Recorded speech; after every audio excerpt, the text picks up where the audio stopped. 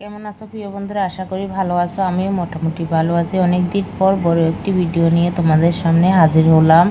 তো আজকে রান্না করতেছি কাঁচা কলা ট্যাংরা মাছের অনেক মজার একটি রেসিপি।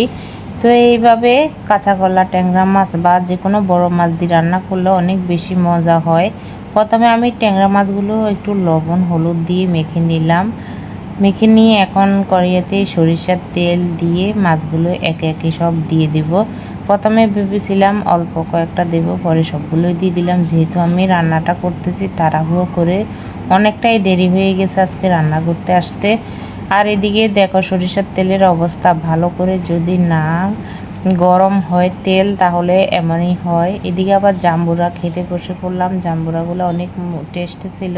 তো একটু মরিচ আর একটু লবণ দিয়ে এখন আমি কড়াইতে আবারও সরিষার তেল দিয়ে খুব ভালোভাবে গরম করে নিলাম। এখন দিলাম এলাচ দারচিনি একটু ছেঁচে দিলাম, আর দিলাম কাঁচা লঙ্কা পাঁচফোড়ন দিয়ে ব্যাস এখন কাঁচা কলা আর আলুটা দিয়ে দিলাম।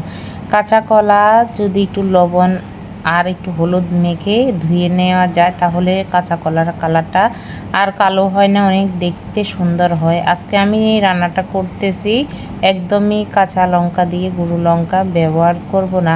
তো এই দেখো কষানো হয়ে গেছে। এখন আমি কিন্তু পরিমাণ মতন জল দিলাম। যখন তরকারিটা ফুটে আসছে, আলু সিদ্ধ হয়ে গেছে, কয়েকটা আলু আমি কিন্তু ভেঙেও দিলাম। আর এদিকে আমি ট্যাংরা মাছগুলো এখন দিয়ে দিতেছি।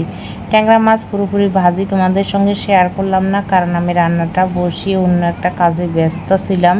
তো জানি সবাই মাছ ভাজতে জানো, সে কারণে আর এত ভিডিওটি বড় করলাম না। লাস্ট পর্যায়ে একটু ধনিয়া আর জিরার গুঁড়ি দিয়ে দিলাম। তো রান্না শেষে জিরা ধনিয়া গুঁড়ি দেওয়ার পরে কালারটা দেখো কত সুন্দর আসছে, খেতেও কিন্তু অনেক বেশি টেস্ট ছিল। তো একদিন তোমরা এভাবে রান্না করে দেখতে পারো। ভিডিওটি ভালো লাগলে লাইক কমেন্ট শেয়ার করবে।